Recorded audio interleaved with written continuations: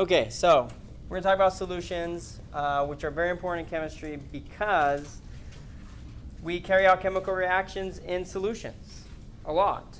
So we take stuff, we dissolve it in water, we take something else, dissolve that in water, and then you pour those two things together, okay? And you get a chemical reaction.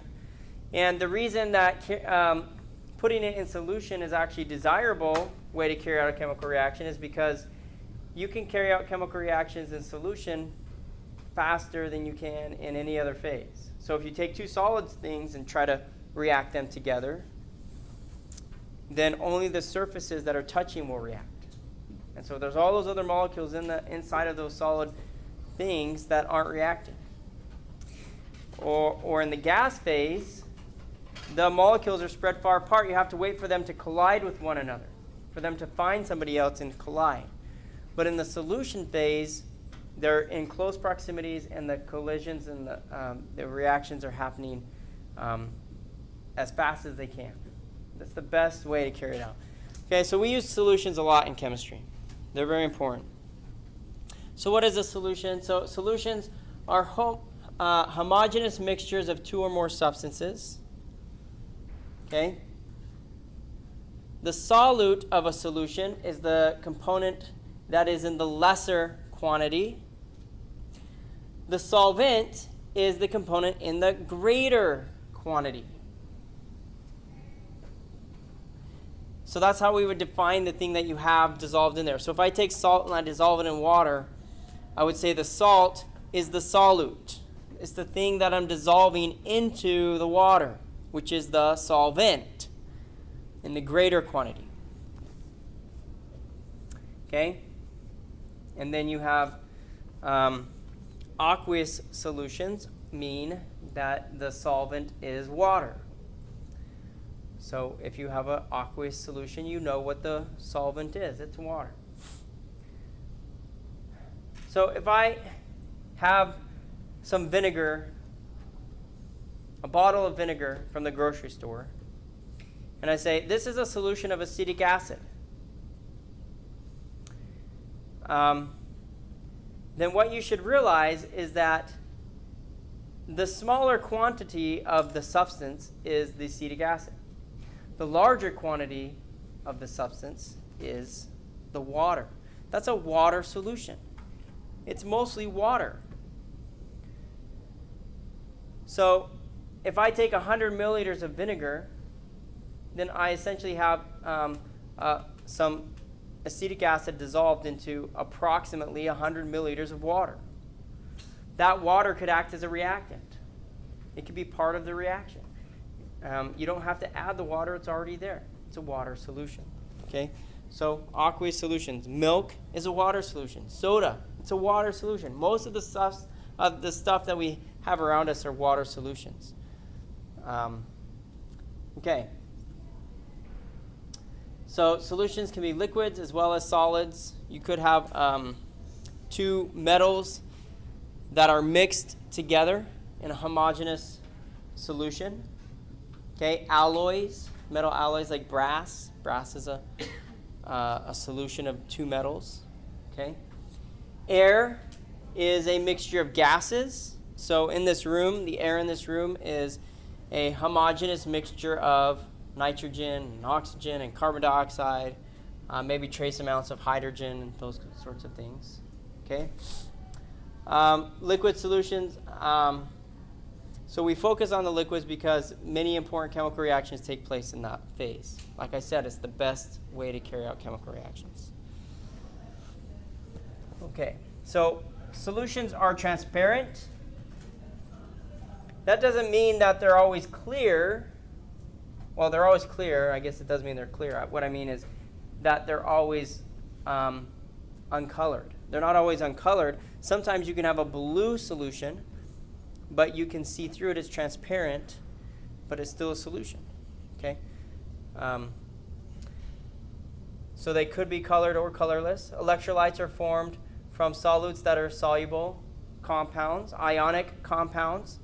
So if I have something that is an electrolyte, it's because it breaks apart into two things.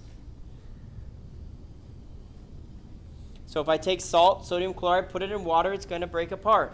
Now I have two things instead of just one. It went from one thing to two things. Non-electrolytes do not dissociate.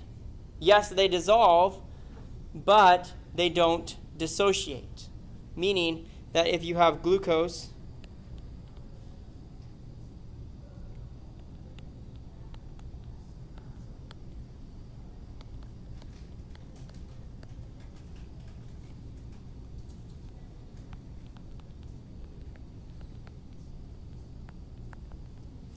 okay, if you have a glucose molecule,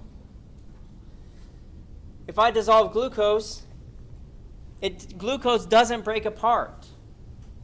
It stays in this configuration. It's just that the glucose molecules that were stacked on one another are separating. They're pulling apart from one another.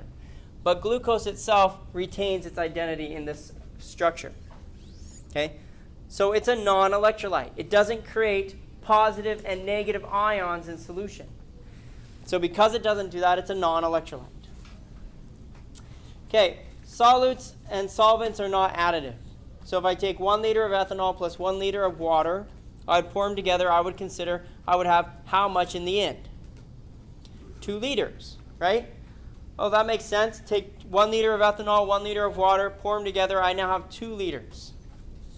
Well, guess what? In fact, you don't have 2 liters.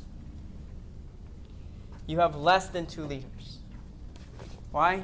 Because those molecules mix.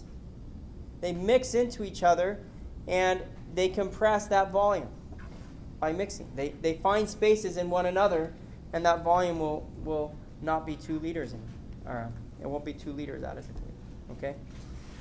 So that's why if we're going to make a solution with two things like ethanol and water, and it needs to have a specific final volume, then I can't just say, oh, I'm going to dump these two things together to have 2 liters. No, I would have to dilute to 2 liters, okay, to make it that final volume.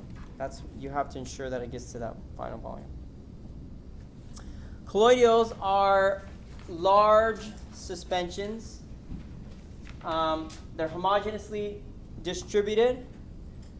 So these are colloidal solutions, but the particles are bigger than some other particles that would be small, and you can actually illuminate them with light.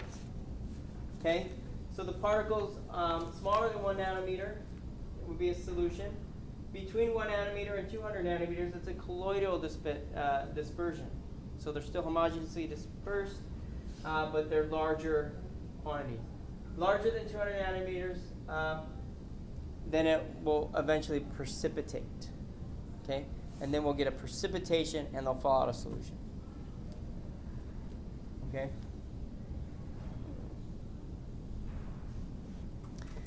All right, so the Tyndale effect is simply the ability to view the colloidal particles. Here, if you shine this light on this solution here, that is not colloidal, it's a non-colloidal solution, the particles are simply dissolved, you see nothing. The light passes right through. But here, you see what happens? As the light shines here, it illuminates those colloidal particles, and you can see them. Like if you're walking in the back brush somewhere, trees and the bushes, and the light shines through and you see the suspension of the dust in the air, makes you happy you're back there breathing all that dust, right? But that's what you see, right? So the light illuminates that. That's what's essentially happening here. Okay? So they become more visible. So solubility is essentially how much of something will dissolve in a solvent at a specified temperature. So if I change the temperature, it'll dissolve more. But if you, say, have it at room temperature, then you can establish kind of the amounts. So if you look up a chemical, you could go to its Wikipedia page for that chemical, and it'll have on there solubility in water at 25 degrees Celsius or at 0 degrees Celsius. And it'll say you can dissolve 100 grams of sodium chloride at 25 degrees Celsius into 100 grams of water, something like that. Okay? So that's its solubility. That's how much of it will dissolve. Okay? So if I add 105 grams of sodium chloride, 100 of it will dissolve and 5 grams will be left over, undissolved, because I have saturated the solution. Now if I heat it up, those 5 grams will dissolve in there, because raising the temperature allows for higher solubilities. So maybe now at higher temperatures, now I can dissolve 150 grams. Or then even adding even higher temperature, maybe 200 grams. Okay? And so that's what's going to allow me to dissolve more and more. So what else affects solubility? Polarity. So the more different they are, the lower the solubility. So like dissolves like. Okay? Like dissolves like, meaning that if you have something that is polar, it will dissolve into another polar solvent. So ionic compounds have positive and negative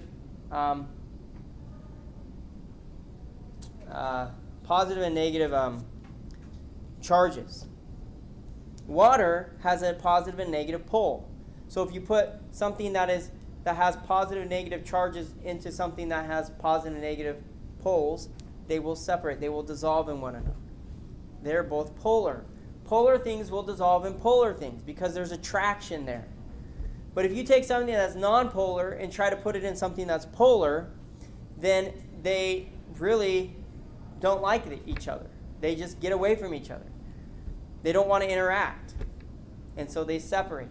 So water, if you put oil and water together, they will separate by their densities because one's heavier than the other one. So they will separate, and because they're not going to mix. You could sit there and shake it all day and then let it sit, and they'll still just separate out. They won't mix because one's polar, one is nonpolar. They're not going to mix. Okay? Temperature will increase solubility.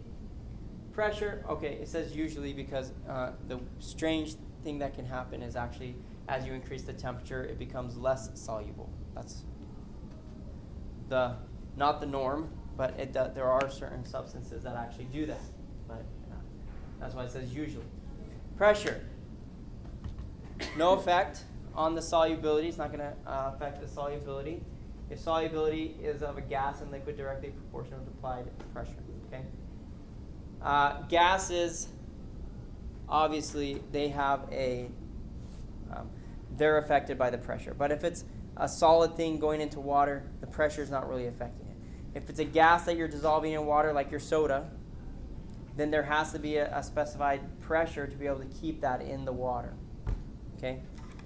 That's part of it. Okay. Saturated solutions. So a saturated solution, like we said, is a solution that contains more contains the exact amount of solute that can be dissolved. Any more would just not dissolve. So you can't dissolve anymore. Supersaturated solutions are solutions that are holding more solute than they should. So I dissolve 100 grams of salt into 100 grams of water at a certain temperature where it'll hold that much. And then I add 5 more grams. It doesn't dissolve. So then I heat it up. I dissolve that 5 grams. And then I cool it back down to room temperature. And that 5 grams stays in there. That's a supersaturated solution. It's holding more than it should. Okay? I don't know if any of you saw me do this demonstration during the chemistry week demonstrations, but I had some supersaturated solutions of sodium acetate. And as I poured them, they would crystallize because they were supersaturated. They were holding way more salt than they should be at that temperature. And so as it would touch another crystal, all that extra salt would just come out and crystallize. And then we just build big old statues of it, okay? Because of that, it was supersaturated. But these supersaturated solutions you have to be really careful with, because if you get it contaminated with dust, it'll just, everything will come out. Or if you maybe shake it really hard, boom, it just all comes out. So you have to be really careful with them because it's just holding more than it should. Okay, so you heat it up, cool it down slowly, and the excess will stay in there.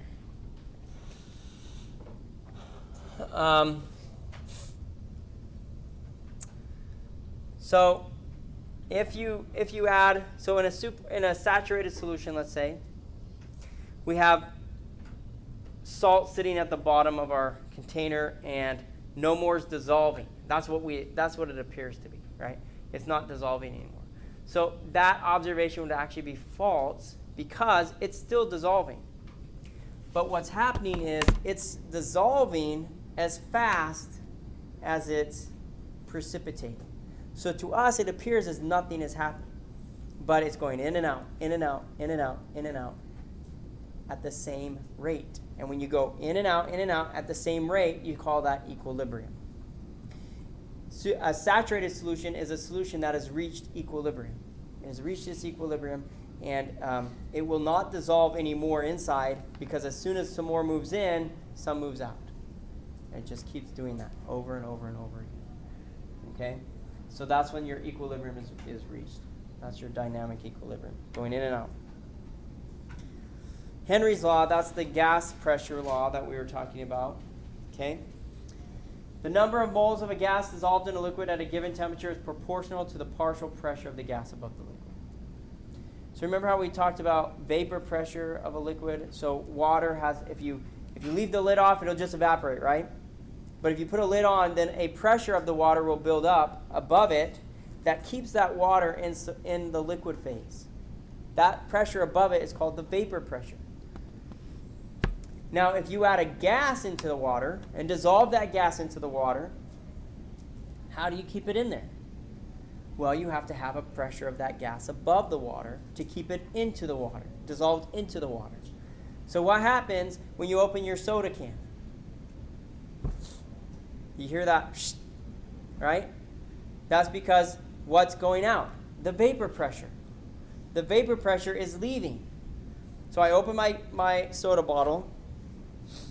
The vapor pressure is relieved. So what's going to happen to the solubility of the carbon dioxide in my soda? Is it going to stay put? Is that carbon dioxide going to stay in the soda? No. So if I left the cap off my soda, what would happen to all the carbon dioxide? There's nothing pushing it back, right? It would just leave. It would just go out. Okay? But if there is a vapor pressure there, it will hold it in place. So how could I keep my soda from going flat? What's that? Okay, so yes, that's the first thing that I definitely need to do. Okay, I have to close my cap off, right? So here's I know you guys love my art. Here's my soda bottle. It's beautiful. Okay, so at first I have all this carbon dioxide built up here and all this carbon dioxide in here. Okay, and they're going in and out at the same rate because there's a vapor pressure and equilibrium pressure established.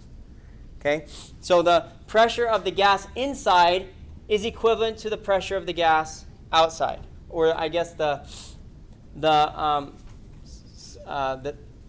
moles of gas dissolved in liquid are proportional to the partial pressure of the gas. Okay, so if I knew that partial pressure of that gas, I would know how many moles of gas are dissolved into the solution. Okay, so they're being maintained. But I open that cap, and all of this gas right here escapes. That escapes. And now I drink some, let's say. So I'm going to drink some of this. It's good. What happened? Now look what happens. So I put the cap back on. What's here? Nothing. So what do these gases that are here have to do? They have to come out. They have to come out until there's enough of them to push back. So I just lost some of my carbon dioxide in my soda because there's a void here, right? Okay? So how could I avoid that from happening?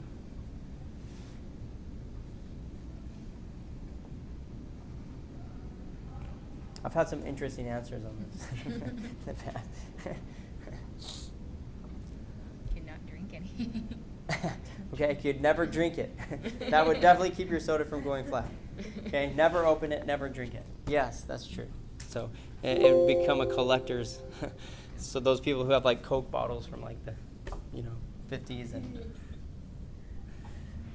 Okay, so I would have to repressurize this. I would have to repressurize this with what? Could I just take a bike pump and pump some air in there? Would that work? Well, isn't it when you shake it, it starts to build up dust, and when you open it, it comes out a lot more? That's true because you've increased the energy of these molecules, these gas particles. And so they've started going faster. When you shake it, those gas particles get all excited. You put energy into them. And so, yeah, when you do that, they're ready to just burst out of there. Absolutely. Okay? So you don't want to do that. That's what my kids do, right? They think it's fun. I don't think it's fun. Okay, so how do I repressurize this? Can I just pressurize it with, they even have these things called like, these little pumps that you can put on your bottles and pump air back in them. Have you seen those? Okay, but hold on a second. What air are you putting in the bottle? Are you putting carbon dioxide in the bottle if you do that? So what's going to happen? Oh, well, I just put a bunch of nitrogen and oxygen in here, and guess what? That's what I'm dissolving in here. Is that what I want in there? No, you don't want oxygen and nitrogen. It doesn't tickle your throat when you drink it.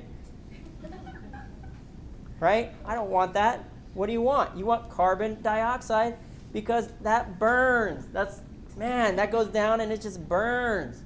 Okay? That's why you guys drink it. It goes flat and you're like, oh, this is disgusting. Right? You're like, I can't drink this sugar water. Not without carbon dioxide in it. Okay? So yeah, you can't do that. You'd have to pressurize this with what? CO2. That's what you have to put there. You have to put CO2 there. Okay? So, well, the other thing I could do is, how about I decrease? So I just drank all this much, right? So let's say this is like a 3 liter. Okay. So if I just drank a whole liter, now I have to fill that whole liter, right? So 3 liters go really flat in the fridge quickly because there's huge volumes, right? And it just cannot keep all that volume pressurized. And if it's a small bottle, it's not as big of a deal. But if it's a big old 3 liter, and it's just not going to work. So, well, how about decreasing the volume? So if you kind of crush it down, and then cap it off, and then you only have this much volume for the carbon dioxide to equilibrate to, you're not going to lose as much. Okay. But if you leave it just those big old volume open, all that carbon dioxide is going to go out until it can re-equilibrate. Right? Okay, there you go, soda chemistry. Can you move it to a smaller container then? You could. That's a good idea. Move it to a smaller container, cap it off, and now it only has a small volume. Or no volume if you fill it all the way to the top. To equilibrate. Hey. Where'd my no go? Okay. So here's, you crush the volume, or you put carbon dioxide. You pump carbon dioxide into it. Well, dangerously, you could put a piece of dry ice in there. Okay, because dry ice is carbon dioxide, and that would evaporate into carbon dioxide gas. But why is that dangerous? Because carbon dioxide in a closed container, dry ice in a closed container, essentially could explode, and then you'd have soda all over your fridge and everywhere. So that's not good. But if you put the right amount of carbon dioxide in there, of dry ice, put a little bit, then that would keep it from going flat. What's that? Can you imagine something trying to do that's kind of fun? Oh, I could never imagine anybody doing that. Nope. Can't imagine. Who would do that? Not a chemist, I mean. In the graduate school. I mean, they would never do that. They would never make dry ice bombs. Okay. So carbonate. So here you see that with temperature, though, you're decreasing the solubility, right? Because you're adding energy, just like with shaking it. You're adding energy to those molecules, and they're going to escape quicker. Okay. So how are you going to? So cooling it, also keeping it cold, is going to keep them in there better. Keep those gases in there. Okay. So let's talk about concentration now. So here's all the calculation stuff, all that other stuff. It's just, to make us interested in chemistry. Now, this is what we have to calculate.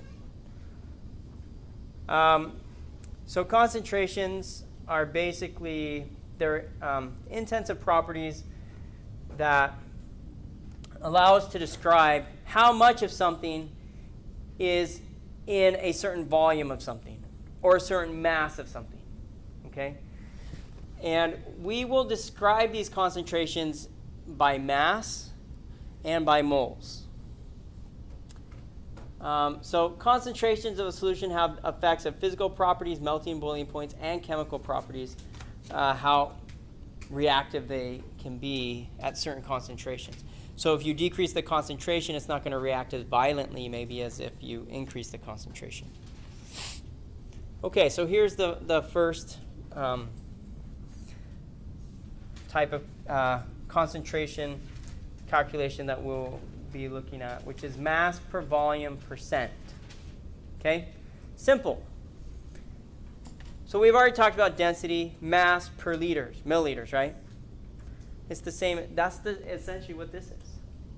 This is essentially the density equation times 100, making it a percent. Okay?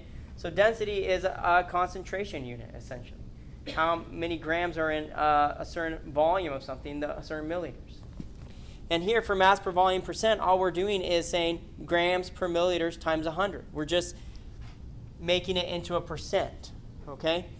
So here we have the grams of the solute divided by the milliliters of solution. Milliliters of solution. So if I added 100 milliliters to 20 grams of a solute, I can't answer this question with that information. Because what am I missing? If I say you have 20 grams of sodium chloride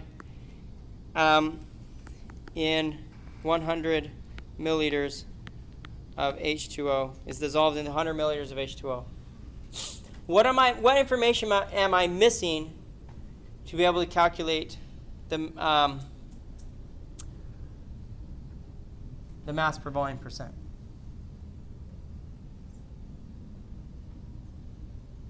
Look at that equation. The grams of the solute over what?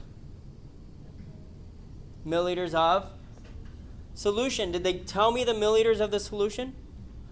No, they told me the milliliters of water. That's not the solution, that's the solvent. There's a big difference. Because what's going to happen to the volume when I dissolve that 20 grams into that 100 milliliters? Is it going to stay 100 milliliters? No, it's going to increase. It's going to change. Maybe now it's going to be 105 milliliters. Okay? So they didn't give me the right information in this question. So what you need to look for is 20 grams in 100 milliliters of solution. There's 20 grams and 100 milliliters of the solution, not 20 grams and 100 milliliters of water. That's not enough information. Okay? So if it was 20 grams and 100 milliliters of solution, then I would take the 20 over 100 times 100. Oh gosh, that's practically the question we're doing right now. Not quite. Calculate the percent mass per volume of 200 milliliters of solution. Do you see how they said 200 milliliters of solution? Containing 20 grams of sodium chloride.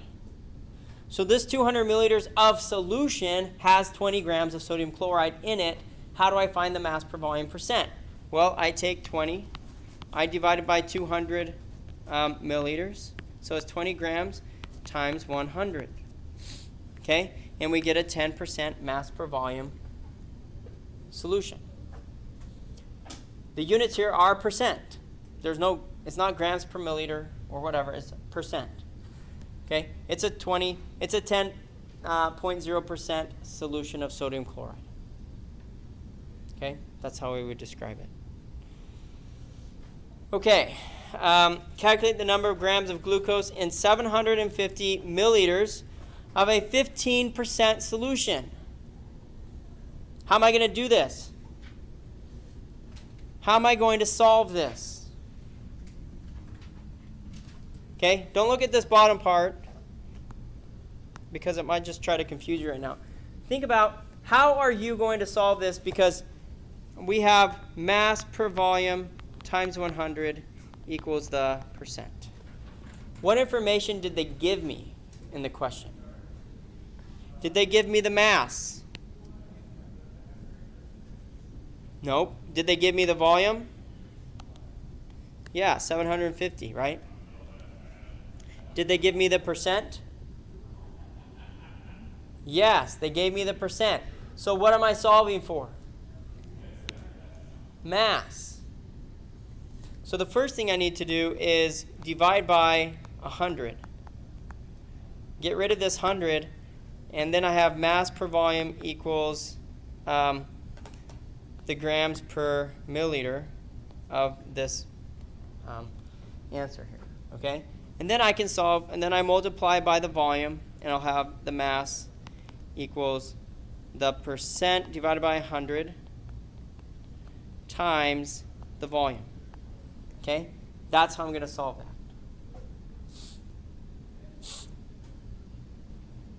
So the very first thing you would do is divide by 100, and then you can easily isolate the variable that you want.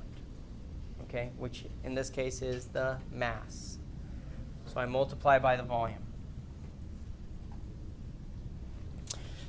Okay, so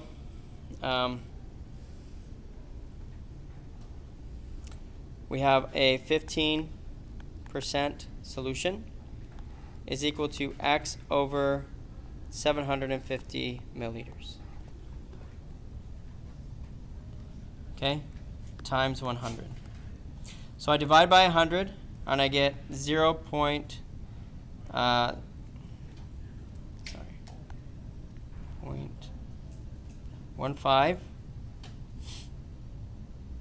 Okay, equals x over 750 milliliters. And this is grams per milliliter now. And then I will multiply by 750 milliliters times my 0.15 grams per milliliter. Milliliters cancel. I'm left with grams equals my grams. Okay? And we come out with 113 grams of glucose. Okay? So if you have these percent, mass per mass or mass per volume percent, and they give you the percent to start with, I would always start by dividing that by 100 to find the number that will allow you to isolate the variable. Okay, you just get rid of that 100 really quickly. Okay, mass per mass percent is most useful for solutions of two solids whose masses are easily obtained. Okay, but they use mass per mass percent for solutions too, like water solutions, like vinegar. Vinegar is 5% acetic acid. So if I have 100 grams of vinegar, then 5 grams of that 100 grams is acetic acid. Okay, that's what that means. So here the example is for the mass per mass. The thing you have to be careful about is it's grams of the solute divided by grams of the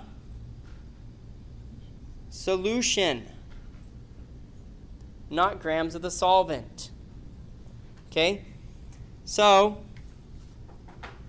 let's just take this example right here. Calculate percent of platinum and gold ring with 14 grams of gold and 4.5 grams of platinum. Okay, so I want to know how much platinum, the percent of platinum in this ring. Okay, so the mass of the solute is 4.500 grams of platinum divided by what?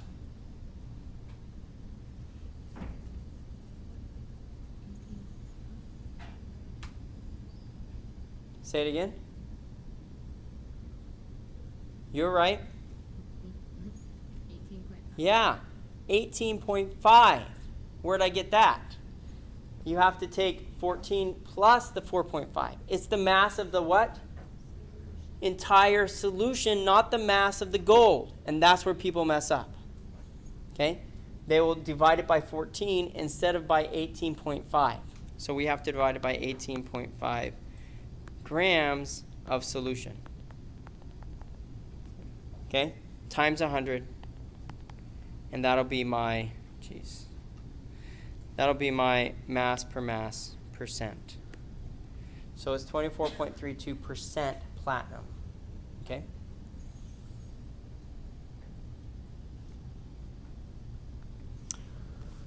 Okay, so parts per thousand and parts per million are essentially a mass per mass percent, except instead of multiplying by 100, for parts per thousand you multiply by 1,000. For parts per million you multiply by 1,000,000. And that's basically going to describe something that is very dilute. So like trace amounts of ions in your water. Okay? They'll describe it as the parts per thousand or the parts per million, or even sometimes the parts per billion. And that would just simply be that they multiplied it by 1 billion. Okay? So for very dilute solutions.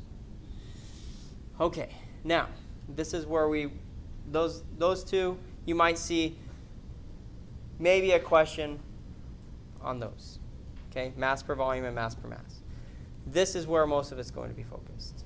You need to be very familiar with concentrations based on moles, because when you go to the laboratory, you're going to see the concentrations in molar amounts. That's how we make our solutions, in molar concentrations. Okay?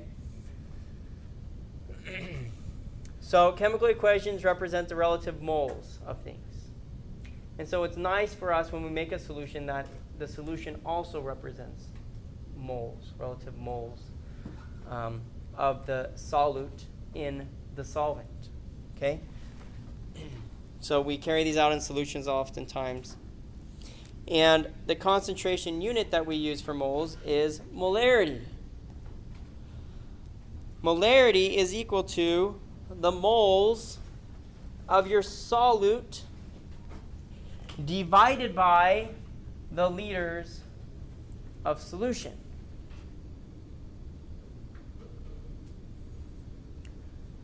Okay, so moles over liters.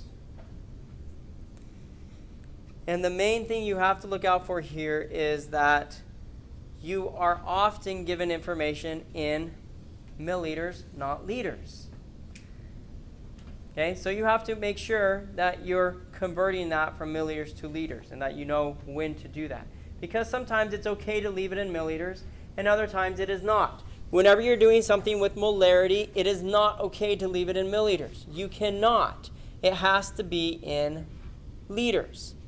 Because liters is how we describe molarity, not milliliters. So you must convert it to liters from the milliliters. And most often they're going to give it to you in the milliliters. So you need to be familiar with that, how to do that conversion. Okay? So calculate the molarity of 2.0 liters of a solution containing 5.0 moles of sodium hydroxide. They told us the moles, they told us the liters. This is as easy as it gets. Molarity equals moles over liters. The moles is 5.0 moles.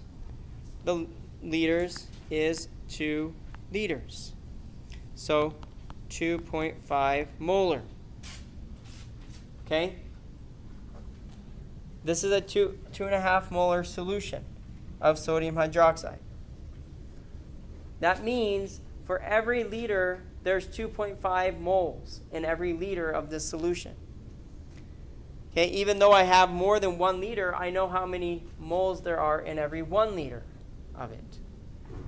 Okay, so if I want to deliver a certain amount of moles, I can figure that out. How much of that I would use to deliver maybe 0.25 moles of sodium hydroxide. Okay, so I can very easily figure that out once I know the molarity. Now that I know the molarity to be 2.5 molar, I can easily figure out how many liters I would need to have exactly 0.25 moles. Okay, in that case, I would solve for liters instead of molarity. I would know 2.5. I would know I would know I want 0.25 moles, and I would be able to figure out the liters. How many liters contain that? Okay. Okay, so if 5 grams of glucose are dissolved in 100 milliliters of solution, calculate molarity of the glucose solution. Did they give us the moles?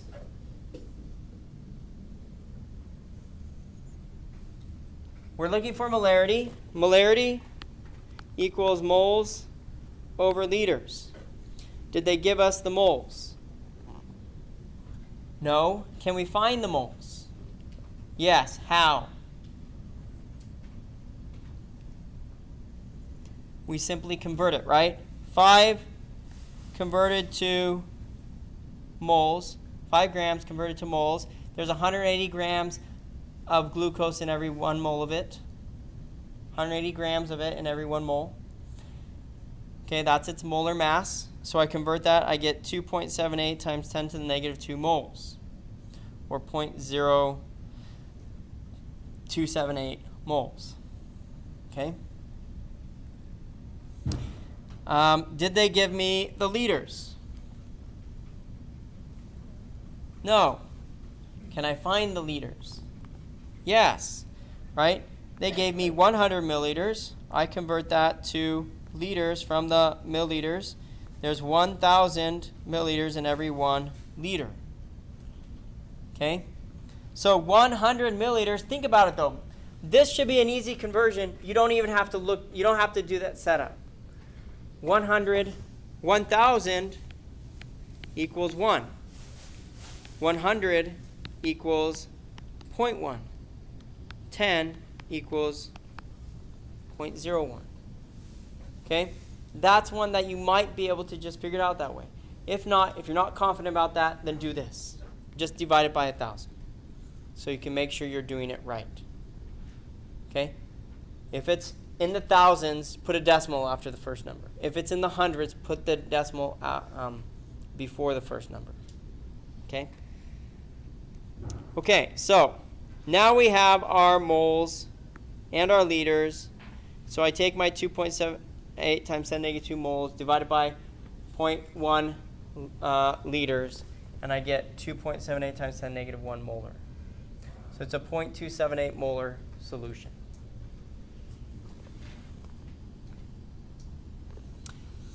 Okay, don't want to get there yet. So, if I want to let's do some other molarity examples, okay?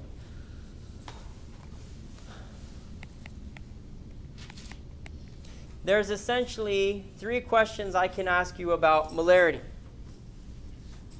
What is the molarity? What are the moles? And how many liters? What is the molarity? What are the moles? How many liters? That's what I can ask you about molarity. Okay? To answer a molarity question, what is the molarity? I need to know what information? Moles and liters. To answer a question about moles, I need to know what?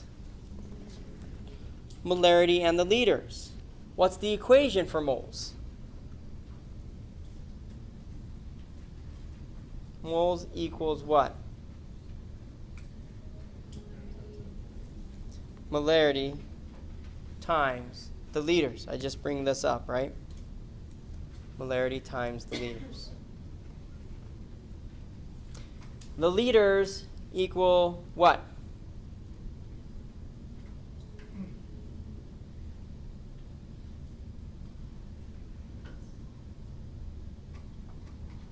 Molarity divided by No. Moles divided by molarity. Good. Moles divided by molarity. That's always the most difficult one. Okay? So, but if you look at it in this format, you should more easily see it than in this one. Okay? Liters equals moles divided by my molarity. Okay? So that's how I'm going to find this. So I'm going to do it. Okay, so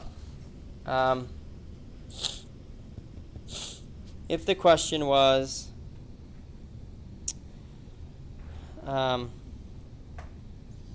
you have 3.28 grams of sodium chloride in 50 milliliters of solution.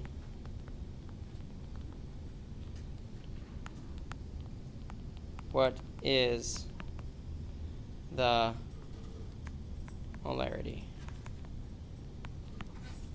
Okay, so find that. What's the molarity if you have 3.28 grams of sodium chloride in 50 milliliters of solution?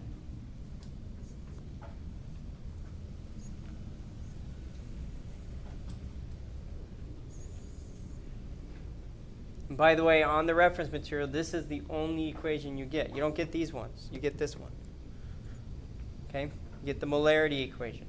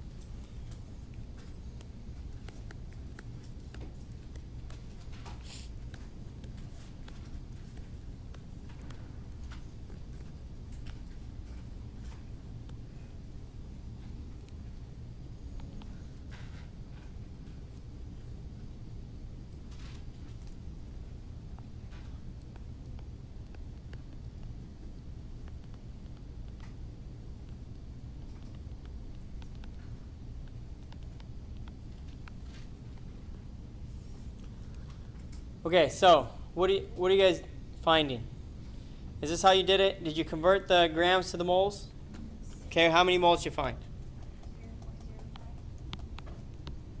Moles? Okay. So this is a 1 molar solution. Okay, yeah, I meant that. Okay, so molarity equals moles over liters equals 0.05 moles divided by 0.05 liters. That equals 1 molar. Is that what you guys are finding? Okay, so that's how I would set that up. Okay, so this is a 1. So if you take 3.28 grams of sodium chloride and you dissolve it into a solution of 50 milliliters, the molarity will be 1 molar. Okay. All right. Let's try another one.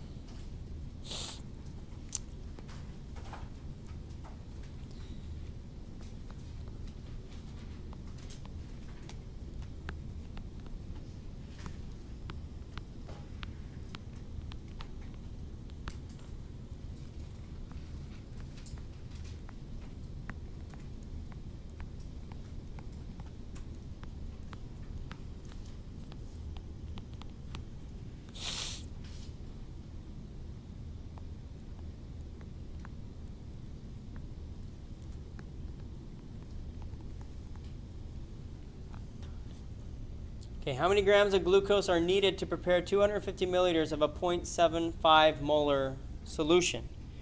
Okay, glucose equals 180 grams per mole. Okay.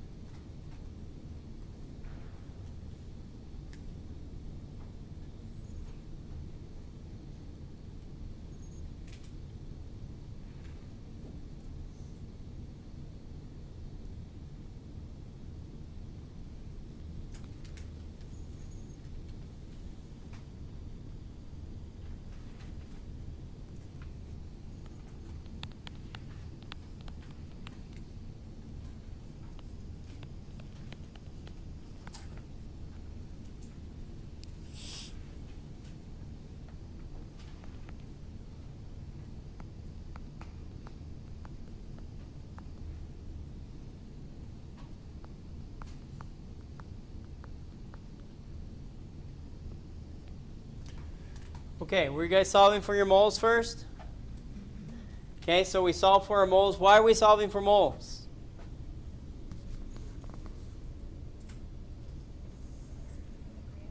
Because it's asking for the grams, and I can convert moles to grams, right? Good. So I want to find the moles. 0.75 times 0.25, what do I get? I'm sorry, what was it again? 0.1875 moles. But I haven't answered the question. I need to convert it to grams. 0.1875 moles of glucose converted to the grams from the moles.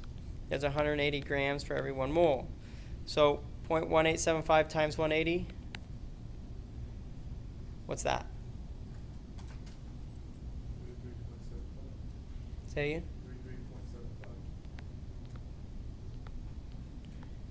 33.75. 33.75 grams of glucose. So if I want to prepare, so this is a very practical question. So if I want to prepare 0.75 molar solution and only have 250 milliliters of it, then I will take 33.75 grams of glucose, dissolve it into probably 200 milliliters, and then dilute it to the final volume of 250. And then I have 250 milliliters of a 0.75 molar solution of glucose. Okay? Okay, one more question.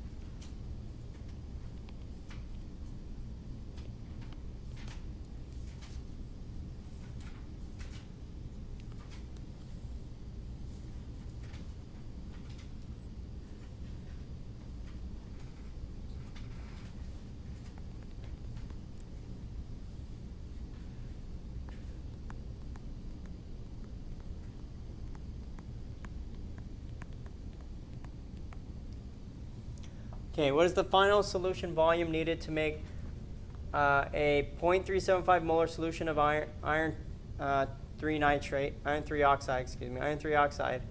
with if you have 270 grams of iron 3 oxide? Okay, what's the final solution volume needed?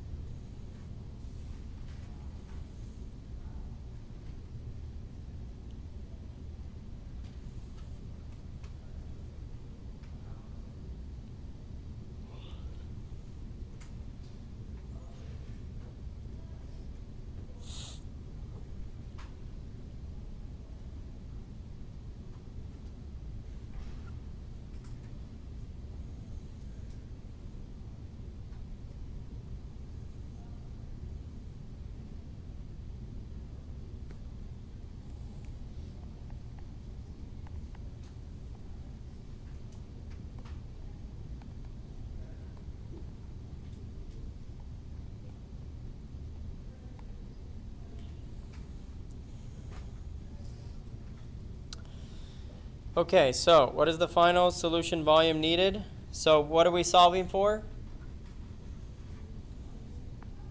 Liters. Liters equals moles over molarity. Okay, so I have 270 grams of Fe2O3, and I want to convert that to the moles from the grams. There's 159.6 approximately. Is that what you guys were getting? Okay, for every 1 mole for Fe2O3. Okay, what does that come out to be? Say it louder, I'm sorry. 1.69. Thank you. 1.69 moles. Okay. And my molarity is 0.375, so I get 1.69 moles divided by 0.375 molar, and we find how much? How many liters do we need? 4.5. Wow, that was unanimous. 4.5 liters. I like that chorus. Okay, 4.5 liters will be my final volume. So I dissolve I've dissolved the 270 grams into 4 liters, and then I dilute to 4.5 liters. And that'll be a 0.375 molar solution that I have. Okay? Excellent. Okay, next, dilutions.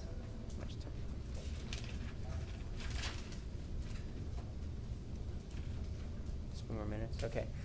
So, dilutions. Dilution is required to prepare a less concentrated solution. And so, here we have an initial molarity, and it's going to go to a new molarity. Well, to do that, you're going to start at an initial volume, and you're going to have to go to a new volume. So the molarity and the volumes will change. They're going to change. Okay? So with that, the reason that the molarity and the volumes are changing is because the moles are being held constant. So if we think about dilution in this way, so here I have 1, 2, 3, 4, 5, 6, 7, 8, 9, 10, 11, 12, 13, 14, 15, 16, 17, 18 moles of something. Okay? And I add more water. So I was at this volume. I add some more. 1, 2, 3, 4, 5, 6, 7, 8, 9, 10, 11, 12, 13, 14, 15, 16, 17, 18. Did the number of moles change? They didn't. They were held constant. The moles didn't change. Did the volume change? Yes. Did the molarity change? Yes, because the volume changed. So it's a less concentrated solution. You see how much more concentrated it is here than it is here? It's more concentrated here than here, right? So the molarity changed because the volume changed, but the number of moles was held constant. And if we think about the molarity equation, molarity equals moles over liters. Well, what does moles equal?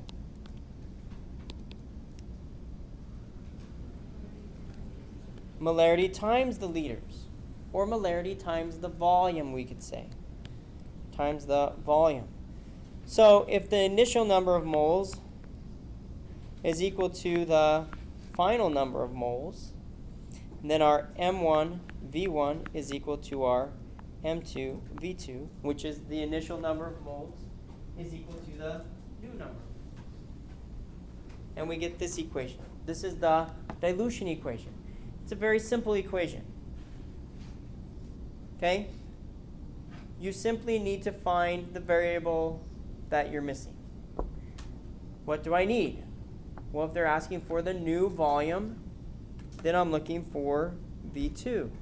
If they're asking for the initial molarity, I'm looking for M1. How much of the initial solution do you need? V1. How much do I need to make a certain dilution? Okay? So you're simply looking for the variable that you're missing. So calculate the molarity of a solution made by diluting 0.5 liters of 0.1 molar HCl to a volume of 1.0 liters. So this is always a good idea, just like in the gas equations, make a list. M1, M2, V1, V2. Okay? So did they give me M1? Calculate the molarity of a solution made by diluting this volume of this molar solution. That's your initial molarity and volume to a volume of 1.0 liters. That's my new volume. So I've identified the three things, and I'm left with one. I'm looking for the new molarity. What is the new molarity after I did that dilution? Okay, so I set this up, and I solve for M2, right? M1 V1 equals M2 V2. Simply divide by V2 on both sides. Okay, and we get M2 is equal to M1 V1 over V2. Okay, so we have this equation now. So I just since I made a list, I can simply put the information in. My initial molarity, my initial volume, and my new volume. So 0.1 times 0.05 divided by 1. And you get molarity of 0.005 liters. I'm sorry. What? Oh, they put the wrong unit there. Molar. Okay? Molar. This is a molar solution. 0.005 molar solution. Okay? They had the right variable. They put the wrong unit. Okay. The liters cancel. So dilution isn't usually all that complicated. Now, this is the question that everybody always wants to ask, which is a great question. Do I have to convert it to liters? The answer is no. So they gave me the liters, so that makes it easy. I just use the liters, right? But what if they had said instead 50 milliliters and 1,000 milliliters? Well, let's put those numbers in instead, okay? So 0.1 times 50 milliliters and over 1,000 milliliters. Okay? Do you get a different answer?